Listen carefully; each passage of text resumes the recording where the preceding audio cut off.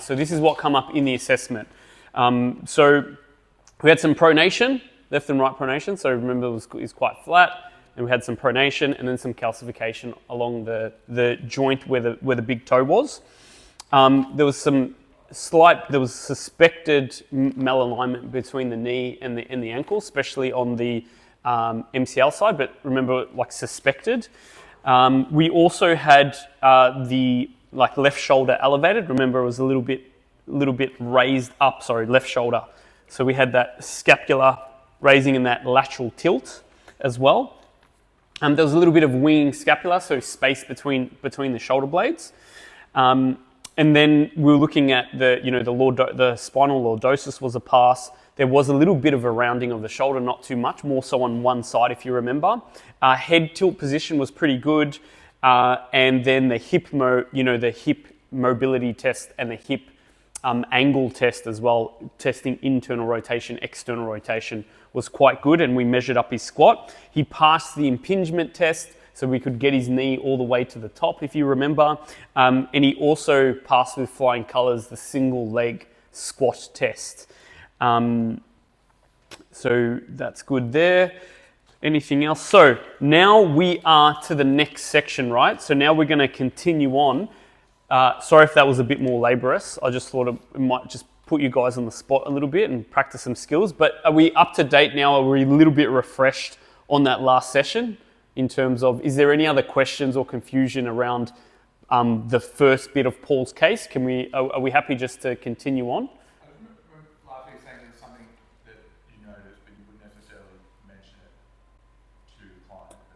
Yeah, it was probably the lateral shift because it didn't give him any pain and it didn't affect the way it didn't affect anything that he brought up related to his goals, right?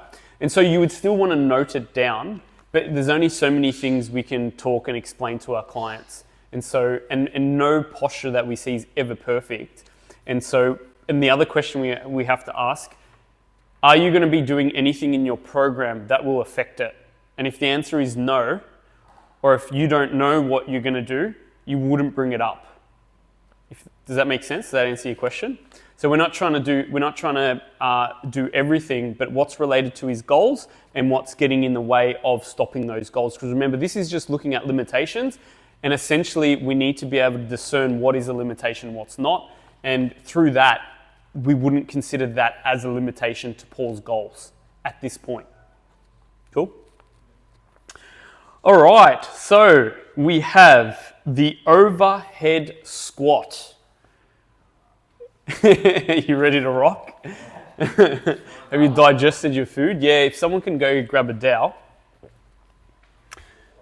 All right, so what are we looking for here now? What are we going to start to look for when we're doing these compound movements? Yep. Awesome. So we're going to look at this from different angles, yeah? So we're going to start off by looking at it from, where we're going to start off. Let's someone choose an angle that we would look.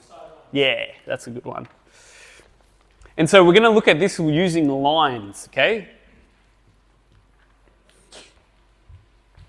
I just want to show people lines first. So can you just do a prisoner squat, so hands on your head, and we'll just go down into a squat position. Okay, so what is, come back up. Do we go knees over toes or no knees over toes? Do we want knees over toes? Is it good to have knees over toes or not good to have knees over toes? I would say yeah. I think it's beneficial to make the most out of your ankle mobility, so more upright as possible. Yeah. I'm not aiming specifically for knees over toes, but it's a function of a good aim. Yes. Spot on. Agreed. Yep. So, and the answer is it really depends, right? And so, most of the time when we're looking at, and what about the difference between, sorry, I just want to add something on. It really depends on the individual, but we are looking for a little bit of healthy knees over toes. When we walk downstairs, there is a healthy, or we're going down hills, we need to do that in our environment, right? So I don't fully agree that you should never have your knees over your toes and avoid it like the plane, because you're just going to make yourself weak in that range of motion. and things that are natural outside do make your knee go over your toe, right? So we want to make people resilient enough there. But there's some instances when the lever difference will be out with someone with a longer lever in terms of their tibia and their leg bones, and shorter levers, right? And so for someone who has more longer levers, they might not be able to get their knees over the toe, and we're not going to force them because their lever length is the way that the angle that their legs bend at.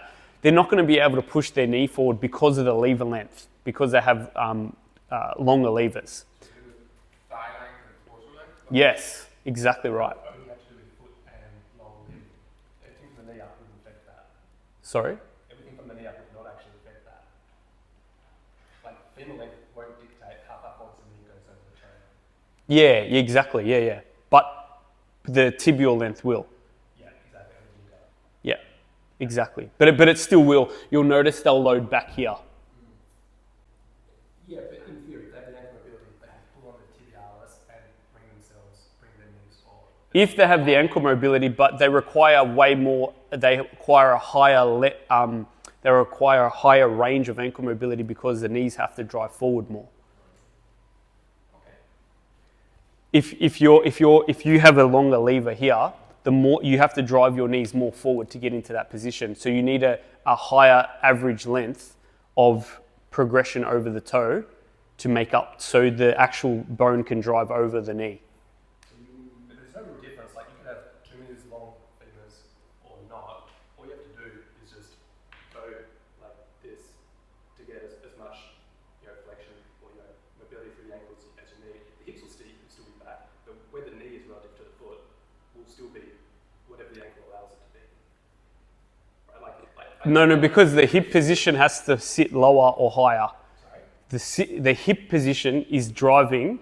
Yeah, so the hip position changes. Yeah, but even if the ankle mobility is the same, the hips will be looking like they sit back further. It affects the rest of the posture, but not from the actual knee relative to the foot. The knees over the toes are actually quite fixed. Yeah, but yes, it will be, but it will appear to look like they're having less progression over their knees over their toes. When observing the whole person. Exactly. Yeah, I agree with that. Yeah. Okay. Yeah. Because I thought you just mentioned that maybe the femur was changing the actual relationship between the foot and the knee, but I think that's clear now. Yeah. So either or. So it depends if there's different lengths. It can affect people's the range and how they squat differently for a number of different things. Even the way that they load their legs and they load their muscles. Cool. So the next, so what we want to look for here is, so if you go into a squat, and if everyone just, which side are we gonna? Can you actually just stand to the side? Yep. And so, do you want to go into a squat? Hands on your head. On your head. Yep. And then just coming down. Good. Sore ankle. Just go a little bit wider. That's better. Actually, can you turn? Which ankle sore? This one? Yeah. Yeah. Can you turn around? He re-injured it since the last session. True. Yeah. Okay, so when we're looking at that line there, what do we usually want to see when we're looking at that knee to toe ankle line? The middle of the femur, roughly, maybe over the midfoot of the. Oh no, it depends on everything. So I don't know. Yeah. So usually, do that again. So this is just general. It does change. We want to see where the toe is. Exactly. Yeah. Here he's just under where we want to see that line and come up. Good. Your ankle really hurting now. I was just wanting an end range. Yeah. Yeah. Okay. We probably have to change the person here. Yeah. But we're doing an assessment. So yeah. So we want to look at that line. What's the next line up? So how much is too much knee forward to too much knee back? Yeah, so probably usually, and it can change, but just as a general rule, where the toe is, we just want to see it a little bit further. If someone's like really loading up and the angle's going too much, it means they're loading their quads, loading their knee too much, comparatively to how they're loading their hip, right? So as much as we still want to see ankle-knee progression, just at like a natural levels, we also want to make sure that they're not loading the hip in like an anterior type way, where they're loading their quads, loading into the ankle, and loading their knees up too much, okay? So quickly, the first place we want to look is we're looking at the ankle, that's like pertains to ankle mobility, also to knee strength, and also to movement patterns, okay? So first thing we're looking at is the joint movement, then we're looking at the alignment, then we're going to make an assumption if, because we would have already, actually we haven't done his ankle mobility until after, yeah, okay. So we can already see there's going to be some ankle mobility issues there. There's not enough flexion forward. How do we go with the hip line, the knee to hip line? So, You mean like hip parallel to knee crease? Yep. So now we're just looking from the knee to hip line now. Wasn't parallel? Yep. So. Close, but not. I don't know what we say, like, obviously I can see it, but what's the language that we want to use? Can I get someone else? Because we'll have to just, because he's got a saw, I can see that he's like. Squats as well. Because you can see everybody's got different limbs here. Yep. So can you go into a squat?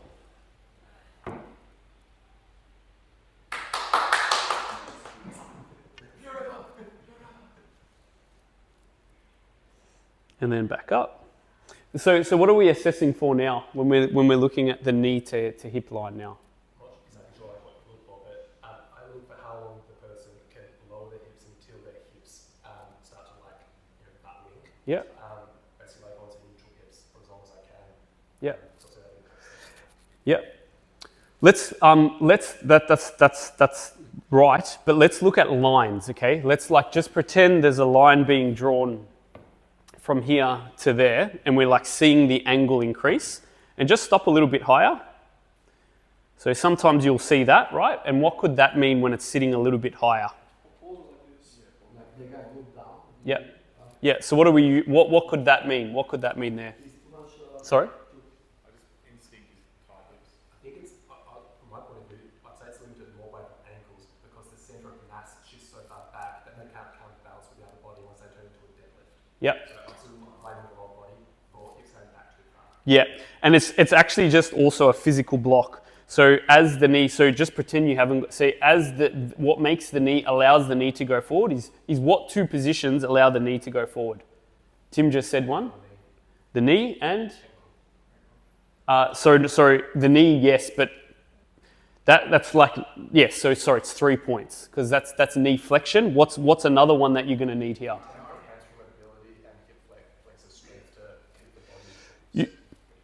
Exactly. So let's start at mobility first. Like always start at the structure first, then move to the stabilization, then move to motor control.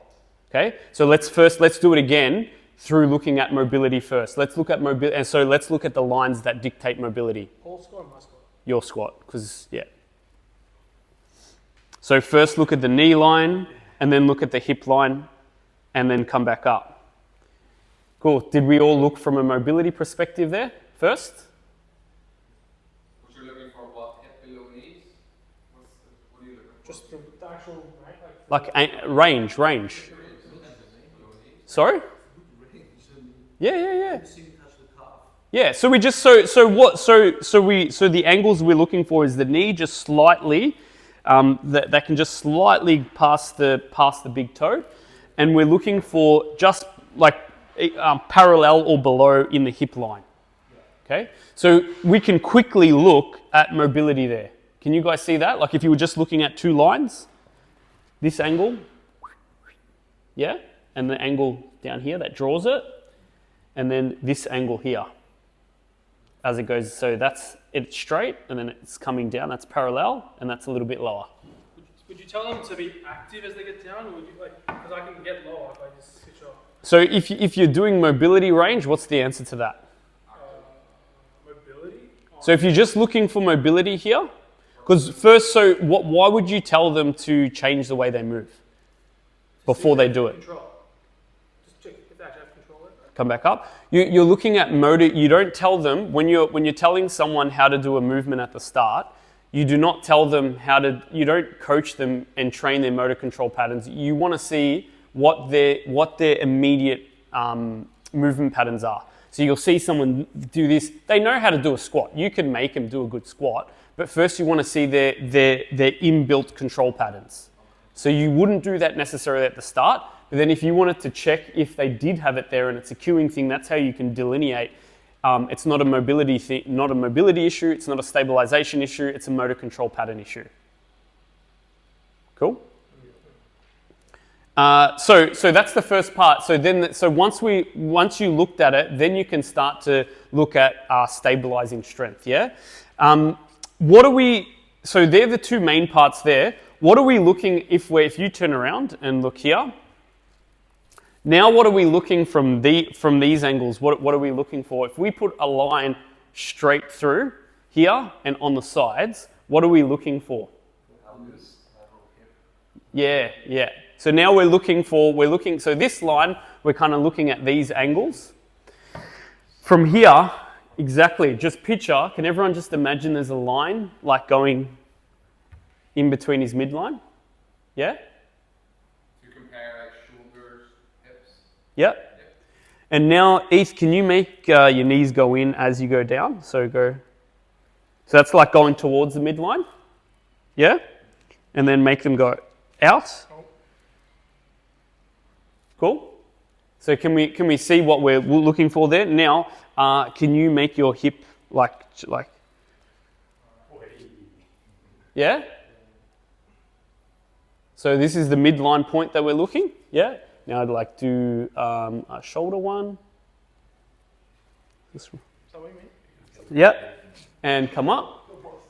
So can we see how easy it is to assess now? So now we're looking for the ankles coming in or going out too much. Yeah? We're looking for the knees going in or like going out too much. Hip, so this line, then we start to look at the hip and the shoulder. Now we're looking for this. Yeah? Tilting or leaning? Lateral, yeah, and same with the shoulders. Cool? So then we can start now, just do a normal squat. And then coming up. So what can we see with his, how are we tracking there with his feet? Ankles.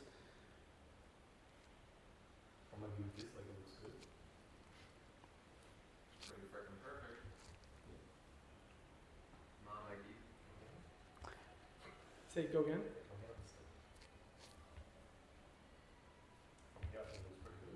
Yeah.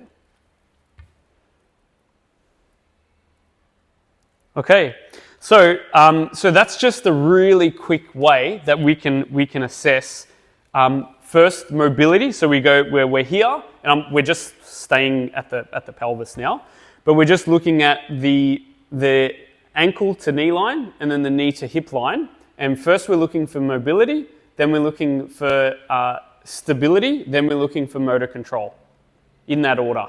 You can do it all at once if you want. And so just do 3 squats for me.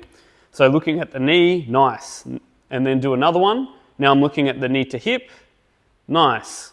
Now I come over here. I'm looking at the ankle again.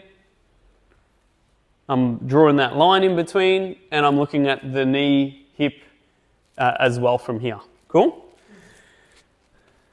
Helpful? Good. Next one. Now we're going to start to look from the hip to shoulder line now, okay? Can you put this on your back? Any way you want. And just, let's go to the side again. We're going back to the side. Oh, sorry, I forgot to do the motor control. Can you do the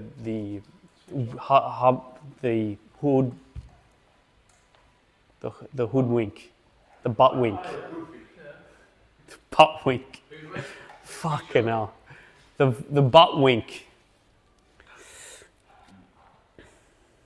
and then come up, and then do something else. Still a little bit tight there. Oh. Try to do it without. Try to do it without. More. Like more without it. Don't sink like that. Yep. Wait, what do you mean? You mean go deeper? Or Do you remember where the hip and rib cage just move like in steps? So, like the hip moves a bit, then the rib cage moves a bit. mine does? You know when like you see their spine just like wiggling? Oh yeah, like Yeah, exactly. That's it. Work out AF. Okay, and so that's when you're looking at more motor control issues, and that could be tightness in his glutes, tightness in his pelvis, not good strength, stretch strength mechanisms. Terminology in terms of motor control, you're saying it's how they're moving in the rep versus like structural differences in mobility and flexibility, how they're moving in it. Exactly. Yeah. So does everyone understand that difference? yeah, like timing sort of thing. Because like some people might go knees, then hips back. Yeah, but then I can cue them and it Or fixes their up. hips. So it's not a mobility issue. It's not like a muscle balance issue. It's just a motor control pattern that needs to be taught to their nervous system.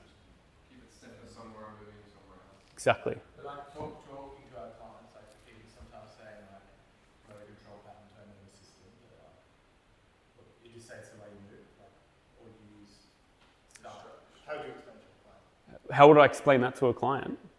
Yeah, I'll just say I'll just talk to them more from a postural point of view. And saying like, you haven't got the technique on this movement yet, and you're not activating the right muscles in the correct pattern to get this right. So because they really like to get it right, they like to use technique and they like to be safe, and they also like to do it effectively. So I would just talk more about technical form and about muscle activation. You know how we were talking about before, how you're like, if you're talking about muscle activations, don't talk about, oh, your quad's activating there and that quad's not activating there. Motor patterns is the best way to, in my opinion, to make sure to explain muscle activation as well. Because motor patterns, the way you train a motor pattern is going to directly affect muscular activation. So you can explain it in a way through technical form and muscle activation, which is completely in their language, but don't say motor control patterns. I have a good example, which is like a lot of people come in and they bend at the knees really early for the squats or hinges, and then at the very end they use their glutes, and then they'll extend just the knees, or maybe they'll just push hips up, Yeah. and then do that. Yeah. So certain muscles aren't getting used. I just say in very simple terms, like your quads are doing all the work, and your massive glutes are not doing as much as they should be doing. And same thing on the back, way back up, your glutes, quads doing nothing, and then now it's all a hip hinge instead of it being 50-50 or whatever split you want to say. And that's a really good way of explaining that if you're saying their muscles aren't activating, their muscles aren't turning on, but you're looking at a movement pattern, that'll resonate a lot with where they're at. Cool. All right, so the next one we're looking at is the hip to shoulder line. Sideways. Just do what everyone does. Yeah. So what's breaking there? Scapular upper back. Thoracic extension strength. Yeah. And mobility first. What's breaking the mobility in most common? We don't know here. What? Yeah, lack of external rotation. Shoulder mobility in general. Yeah. Ribcage extension as well. Yeah. So external rotation, thoracic mobility, and possibly hip mobility issues. Yeah. So that's what we want to look at first. So we looked at that. Now do that again. Now from like a more like a muscle activation or motor control patterns. Bad one, good one. Bad one.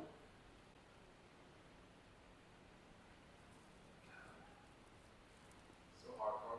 Yeah, he's supposed to do Sorry? a whole So I remember what everyone does. Like, It's nice and control. it's like Yeah.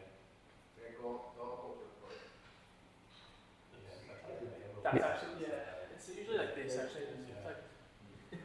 Yeah. So we're looking at back extension all the way up to the neck, thoracic extension, mid back, external rotators. But this is the biggest part here, is the lack for me in this, is the lack of external rotation and a thoracic extension activation with synchronizing that with a hip hinge. Is like, you know. Common one for motor control is that they try to stay excessively upright. True. Oh, here we go. Yeah, show them that one. Show them the, yeah. Yeah, so what are they overactivating here? Yeah. Yeah, instead of, like, what are they using for a hinge pattern? Their lower back rather than their hip. No, they're not loading it back. They're anterior pelvic tilting and then overloading their quads. Yeah. And then they're always like, oh, my back's always tight, you know. So that's that pattern there. Let's move up to the shoulders when we're looking at shoulder alignment. So just go sideways there. So just fling them out. Yeah. Yeah, so wrists usually overcompensate for what's happening in the shoulder. So first thing you'll see is their wrist position there. Then you'll see this flare out to the side here as well. Yeah. And so we can see a malalignment there. So the line's obviously meant to be straight, but this is meant to be straight, and that's their elbows are meant to be straight as well. Now, there can be a little bit, if they're going really heavy, you will see it lift up just because they might have a lower bar position. So this is more, the alignment is also based on where the bar is. If they're holding the bar a bit lower, they're naturally going to have a bit more flare, and you can't tuck it in or else you'll lose that shelf. Okay, so that position underneath is usually for a high bar position, and then there can be like a 15 to 30 degree allowance here on more of a lower bar position. Cool? The lower bar suit more like the longer femur, shorter torso, like that kind of chest forward type squatter, or? Yeah, well, if they, the only thing is you want to, if they've got, it's more about, they're probably doing that for ankle mobility issues. But yeah, so a lower bar, if you can't get them into that position and they're a more hip dominant squatter, anytime the hip goes back, you're doing a low bar. Anytime you're doing more of a knees, like more of an upright. So it really depends on the angle of the knee in terms of how you load the bar from the top. You wouldn't load a box squat with a high bar position because you're changing the angle. The angle's all the way up here. No bar, more hip driven? No bar, more hip? Yeah, because you're going back this way. You wouldn't load it up here because now you're going to put way more forces on the lower back than the hip. And if you're loading that up pretty heavy, so yeah, it really depends. The bar position on a squat depends on their hip angle and how much their knees are progressing forward and back over the toe, or if it's just in alignment there. So let's show the front on from, we've already shown this here. You might kind of see this in the bar position as well. Yeah. So that angle here. Yeah. And the neck position we've already tested, but what would you usually see? Yeah, with the neck position, go side on. And then go into a healthy position now. Beautiful. And yeah, grip the bar. Yeah, healthy position. And then go into your squat. And then come back up to the top. Nice. Did your ankle hurt just doing it on a squat? Yeah, it did. Okay. Get G up there. Get G up there? What are you putting that for? Huh? Because G's got tight hips. Yeah. G, let's just come on. Come on, G. Who hasn't got the best squat? I don't know. Huh? Wait, who's got a bad squat? A bad one. Go on, G, let's Who's got a bad squat? You didn't see my box squat yesterday. Okay. Mate, sorry. Okay, so we'll go around. We'll do it from the top. So go to the side first, and let's start from the bottom. Okay. Did you hurt your hand? What? Did you hurt your hand? Okay. Okay, let's go. All right, here we go. And just hold that bottom position. Go sideways. Go sideways. Okay, so what do we see from the side? Quick. Hips not anywhere near the knees. Yep. Okay. Above, knee behind toe. Yep. Extreme legs for the rotation. Yep. How's the hip to shoulder line? Knee coronation. Hip to shoulder line. Straight forward or back shoulders. Yep. What's called? It's not too bad. But what's the hip to shoulder line? What are we aiming? Straight. Oh, it's pretty good. Yep. It's good RDL. How's the? Okay, so let's start at this. So what did we see? Knee to ankle. Do it again. Oh yeah. English as well. Yep. Yep. Pronation. You do it 10. Yeah. And then come back up. Good. And then back down. Well, I did do box squats yesterday. 140 kilos. Yeah. So I'm feeling pretty sore. Yeah. It's perfect for assessment. So okay, let's kick up. Yep. Keep going. Gonna warm you up. Good. Okay. Bang. And then come up. No hood weight there. Okay, so come up. Who wants to volunteer to do an assessment in the order that we did it? Who wants to do the assessment in the order that we did it? So side, mobility, then look at motor pattern, then go from the front, then go from the back. Who's there? Who's there? My man's not there, lads. I'll try. I say 10 meters tomorrow. You gonna try? Yeah, sure. Okay, you don't need this. Oh. So you're gonna start. So I'm gonna talk you through it, and you just tell me what you see. Okay, Woody, we're gonna wreck those squats out now. Okay. I'll do 2 more. I need at least 20. Woody talks a big game about going hard. Let's go. So from side on, knee. Yeah, it's technically just past the big toe. Like, the crease actually of the knee is not actually. Probably not even. Are we looking crease or knee? That's a good point. Crease or knee? Is it this or is it knee crease? Over the toe, not forward. He's twisting his knee. Yeah, because it's so externally rotated that it's like that. Perfect. Keep going. Knee to hip line. The hip's just about parallel actually, but I'm starting to get slight move rounding it below back, not much. So. Yep. Past it. Yeah. So what do you think's going on there, mobility wise? Right now, what's happening at the ankle and the hip? I think it's a pronating and it's got tight. Well, yeah, it hasn't. No, just guess. No, it's not. No, it's just based on the line. I don't want you to come up with what's happening with his muscles. Base it off the line. So this is meant to be going over his toe, not progressing forward. All right. So don't take it from there. You got to take it. Look at it. If the angle's out here, look at it from this ankle on the toe. Okay.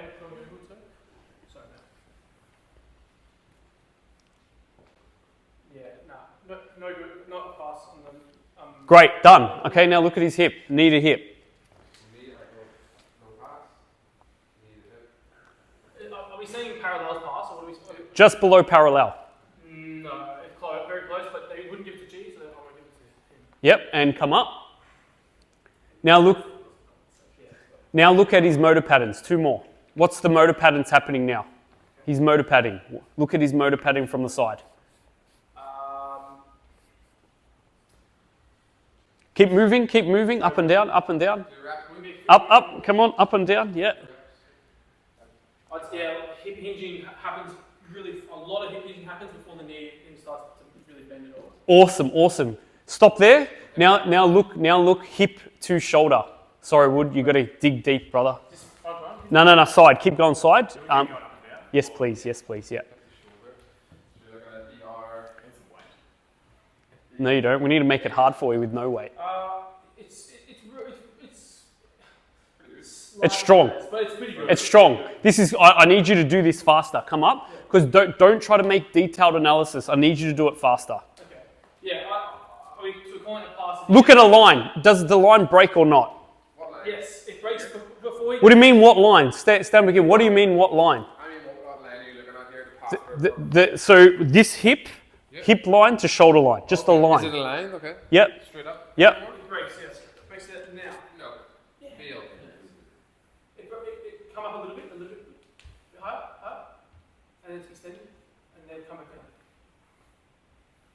A little less there, that's fine. That's too much. Look at the line again. Look at the line again. One more time. Look at the line. See? That stops back. Perfect. That's it. Okay, come back up. Look at his shoulders now. Shoulder line. What's happening with his shoulder line?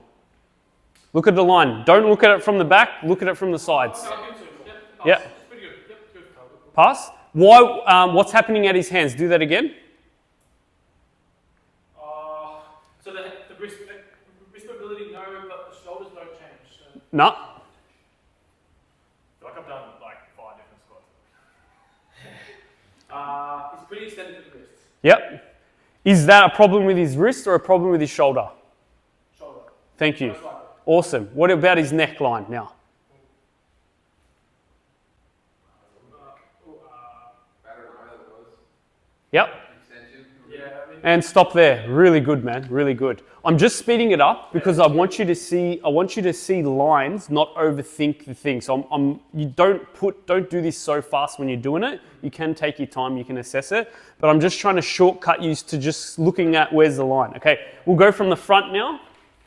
Eth, you're up again.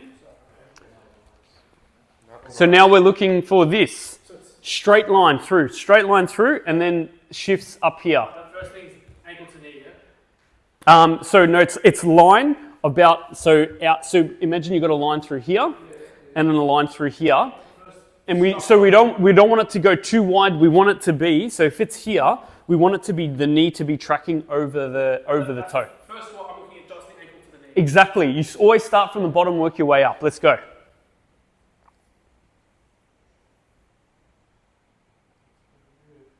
Yeah, I mean, What are you seeing at the feet? Look at the feet first. yeah, pretty heavy pronation. Yep. Yeah, it's Good. actually Stop there, and come up. Now do the knees. Pretend you got a line. Even though he's wider, you have to make up for the width as well, okay? Because he's compensating. You got to watch the knees. Watch the Yeah, knees. they start butt falling in. They do see, and would you think if you're not looking at lines, that looks like he's quite wide compared to someone close, right?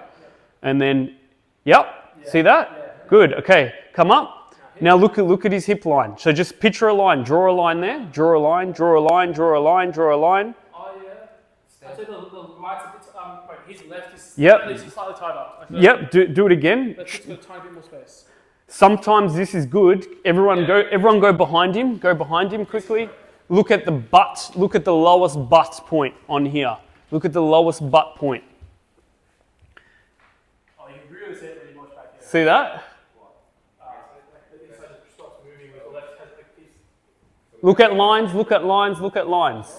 Draw a line at the bottom of his bum that goes straight across. Yeah, the right side lower, the right butt cheek's lower. Awesome. Okay, go back in front. Now look at his shoulders. We're getting the workouts there. Squats yesterday, sprints this morning. I picked the perfect person then. Let's go. Shoulders. Oh, hard to tell. Give me another one because I think you might have moved it like accidentally. We've got to give Wood a rest after this. Just look at the bar. You don't have to look at anything. Look at the bar. Pretty good. I'll give you Yeah. Pretty good lines. Good line. Good. All right, now motor control. Motor control now. Oh, okay, well that's, yeah, so now back to side. Yeah, no. Now, yeah. We didn't do motor control for the side. Yeah, okay. So that's mobility. I just wanted you to see quickly to one, follow a path. Like follow from the bottom up. Follow from the first thing you're looking at. Then move to the next thing, okay? So now, I want to give Wood a rest because he kind of... You can? Yeah. It's just my hips that are tightest now. Yeah, are they feeling looser or tighter? I can go. About the same. Okay, cool. All right, so now we're looking at motor control, so we see the whole pattern. Okay, so now go sideways. Yep.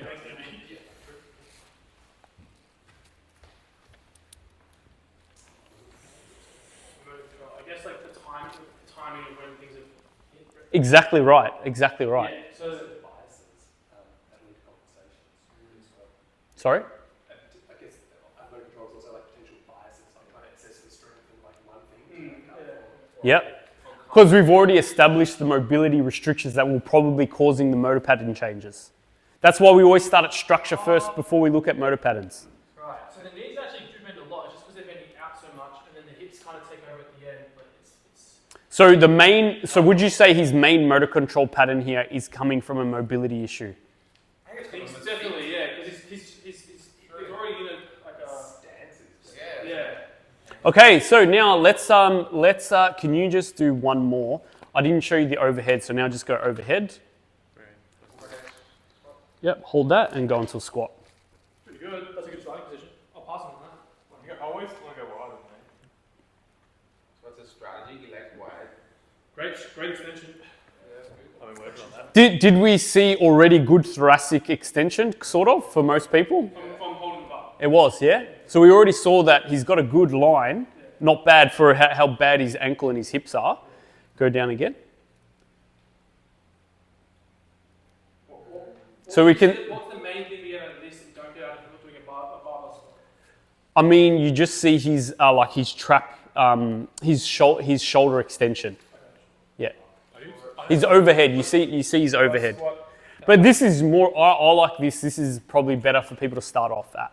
I feel like sometimes when I go to squats, if I haven't done some like shoulder stuff, I might try pull back. That's not you. That's probably your that's probably your rotator cuff. Yeah. All right. So. No, that's good. So that's just that line. It just tells you everything there in a quicker point. So now let's start. Let's go to the next one. Thoracic extension. Do we think Wood Dog will have good thoracic extension? Yes. Okay. All right. So just facing this way. Okay. Just keep your core nice and tight, and I want you to pretend like you got something like pulling your chest up. So actually go relax it first. So like relax your chest. Yep. And then just come up as far as you can. Keeping your core tight. Do I go like that? Don't go like that. All right, so we're still a bit restricted there through his thoracic extension, yeah? I'm not sure I knew what to do though. Chest up. Like- Expand your front ribs as much as you can. That's going into your lower back. So don't. So keep your, that was his lower back extending though. But yeah, whole time was all the erectors basically. And back down. So not too bad. It's still a little bit tight through there. Next one, let's do your forward fold bend test. Do we think he's going to be good at his forward fold test? Good. Feet in. So point your feet forward. And then you're going to push your hips back towards the wall, keeping your back nice and straight. Stop there, come back up. Lock your knees out. Lock them out. Yep. Push, stop, come back, lock your knees out. Tense your quads. Do not, that's it, push your hips back. Stop, straighten out your legs. Motor pattern control. Hips back. Stop, straighten out your legs. Push I'm not back. really sure what I'm trying to do here. Push your hips back. Yep, push your hips back. Keep pushing your hips back. Keep pushing your hips back. Keep pushing your hips back. Stop there. No, don't come back up. So when I say stop, just stop in the position and we'll readjust. So hips back. Stop. Straighten out your legs. Push your hips back. Stop. Straighten out your top. Straighten out your legs. Straighten out your legs. When you say straighten out, do you want me to go back to the start? Stop there. Good. All right. So that is a motor control and mobility issue there. Because I'm trying not to give too much instruction here, and it's because this is like in terms of pushing your hip back. If I show you now, so you can see exactly what I'm doing, and I want you to try it again. Yeah. So this is what you're doing. So can you do that with keeping your legs straight? Stop there. Your knees are bent.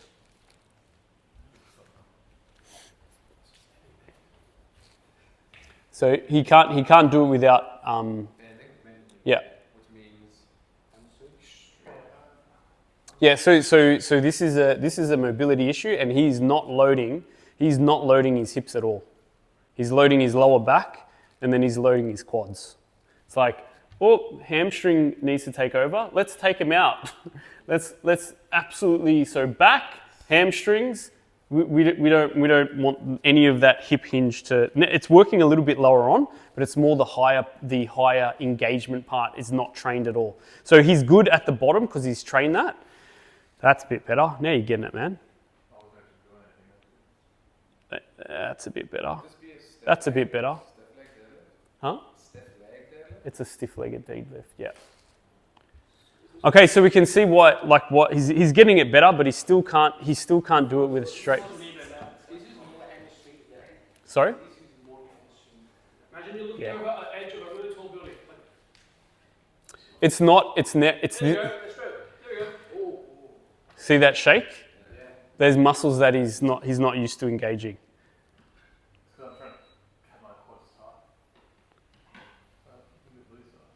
No, it's your hips. It's your hips, man. It's your hips.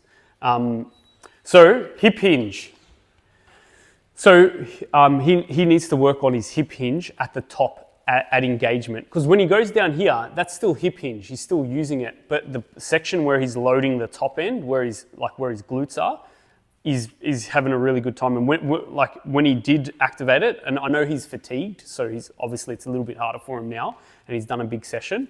But that is a hip hinge motor control issue with mobility as maybe the cause or the opposite as well. Maybe the motor pattern and the muscle there is so weak that it's created compensations there. Yeah? So, exercise to try and help it or push it forward, like a rack pull, something like that? Definitely not. Top end and hinge, what are you trying to improve? Definitely not. I don't know. Just that exact movement. Yeah, it's literally the movement can, the test can be the actual, like that, he just needs to do that as a warm-up for now. He needs to, no good mornings, definitely not good mornings. No, good mornings is the must, he needs to get better, but that's the worst exercise for him. But even though it's the exact movement he needs to get good at. It's too, he's breaking down with no load. So he could do a body weight good morning, 100%, but that's where you would start. I would start at one leg at a time, just as his warm-up set until he gets that, and then start loading it up, loading his chest up, okay? And that's gonna help his squat position. The next one we're gonna do is we're gonna be here. We're doing your adductor. Yeah, so just loaded that up there, so go into that position. Yeah. And then just bring your heel to my rod, and then, come as far. Good. Stop there, stand tall. Is that feeling really tight through there? More, my groin. Yeah. So he's kind of just missing it, but you can see he's really tight. Like he hasn't got much, he's not really free through his hips there. And switch. But I actually reckon he's actually really, like he's compensating with that wide position. So this makes sense that it's not as bad as what you would think. Yeah. And wait, actually, sorry, can you go back again? I just need to go back a little bit more. Yeah, and then go back here. Yeah. Actually, sorry, a little bit more forward. Bit more forward. Bit more. Bit more till it's in alignment. There it is. And then just step forward. Okay. Yeah. And then step forward with your foot. Yeah. Yes. Okay. Yeah. I just go knee over, Yeah, just knee in alignment. So that's what we're looking for. We're looking for parallel there. So it's not falling basically. Yeah, exactly. Yeah, you just want to keep it here so it gets that parallel with that extra foot, and then face forward there. Pass, feel, how do you know? Pass is fail is if they can't reach there. Okay. So they can't reach 90. And then also his knees kind of coming in just a little bit. And it's not to have it like perfect. You don't need to have it perfect there. But you want to hit 90 degrees on that for your hip mobility. Cool? Last one we want to do is ankle mobility. Let's have a look at his ankle mobility. So if you can set up here. So just ankle directly under the knee directly under the hip. Okay, now bring your heel to my hand there. Good. And then, go back. We're doing, we're doing hip flexor, yeah. So bring that knee forward a bit. That knee has to be directly under the hip, and then bring that foot forward just a touch. And now keeping your hips in alignment, so make sure they're nice and straight. Bring your knee over the toe as much as you can. So we're looking at, for this crease, keep your heel on the ground. You've got to keep your heel on the ground. That's it. So always watch the heel doesn't come off. And that's it's not as bad as we thought on that side. So I'm suspecting it's still a fail though. And we'll do your hip flexor now. So just keep your foot there. So bring your toe to, and then step forward. Good, and then go into a full lunge, but keep your core on. So just keep your core on, come forward, and we're looking for parallel there. So it looks pretty good. No. That's the pass is just 90. Yeah, without the pelvis shifting in too much. Yeah, without like that happening. So you want them to keep their core activated to hold their pelvis in position. Cool. Switch sides. Yeah, or they'll lean forward. Yeah. Ankle first. Yeah, ankle first. Yeah. Okay, so just bring a step forward. Heel. Oh, sorry, no. We're doing the. Yes. Yeah. Okay. Yeah, that's good. Keep you. Okay, so I think So the crease, we're looking for the crease, right? His foot's slightly externally rotated. Would you try to get him to square it? Exactly. Yeah, you're exactly right. Yeah. Keep your heel down. So we can see this is the problem ankle here. Have you injured this ankle? Don't think so. Okay. Yep, and then come back and then bring your heel to the, that's it. Core? Yep. More core, yep. So that's good there with his hip flexor. So we can see here that was actually like a hip and ankle issue that now, so we've done like the main assessment of the squat, and now we're going to go, we can understand, so we do the big lift, then we can break it down with these tests to then really pinpoint what's affecting their squat position. Cool? So we're looking at it for all the different angles, we're looking at it from mobility, and then we're looking at it from stabilization and motor control issues. So what we need to do now, it's going to be a little bit confusing, but because we started on Paul and now we're finishing on the Wood dog, but we need to take Woody's analysis and we need to take Paul's goals and the first section and his injuries. And the goal is I want everyone to plan a program for Paul's situation. So Paul's goals, Paul's training age, Paul's injuries. The movement patterns are just going to be Woody's movement patterns. And I want you to use the sheet and write out a 3-day program. And I want you to time how long it takes to write each program. Okay? Are we basing it on the template of... Yeah, so I'm going to upload... Yes, you're basing it off. This is just a practical way for you to use the templates that I use. And I want you to have that because then with that program you write, we're then going to move to the next topic, which is the physical reassessment. All right? So the homework is to write out a strength corrective program using this. I'll fill out this new member assessment. So you're going to get the new member assessment off Slack. Then you're going to write out a strength corrective based on the 2 templates I've got. And then I'm gonna have a look at them and assess them all, and give you feedback. We'll do a little bit of feedback on them, but then we're going to use that to then go into why we started all this in the first place, the reassessment, what that is, and how we can then assess everything and use the data we have in that initial assessment, utilize it for the whole client's journey, utilizing that physical assessment new service that we've got. So I need you to complete all that. Time frames, we've got, when in the next week or 2, do you reckon we can get it done within a week or do we need 2 weeks? We're not going to go longer than 2 weeks. but can everyone get it done within a week? I reckon 2, to be honest. Like, No, we're just each person. Do the galleries.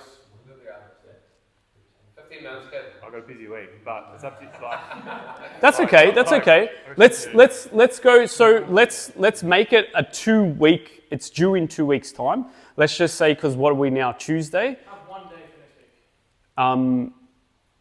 Yeah. So we'll go 2 weeks' time. Instead, it's not due next Wednesday. No, Tuesday. Sorry. It's due the one following. together, or is it? No, you're going to do this individually. You can work together, but do it individually because I want to just see where everyone is at and give each other, give you all feedback from the plan that you write out. Because then you'll get a lot out of it by one, actually physically going through it, so you feel like you're confident with the procedure, but also then I can fill in any gaps that you feel that are missing in your knowledge of doing a new member assessment and then writing out the program. Cool? We can have that one as well. Yeah, I'm going to write this. This is going to be on Slack. I'm just going to fill it out from today, fill out what come up, and then I'll upload that onto Slack, and that'll be the must. We're all basing it off this test that we did today. I know it's a little bit dynamic because we started on Paul, but I want to challenge you guys to still use Paul's history and then just use Woody's biomechanics. So okay, also, I was saying something All right, we good? Any questions?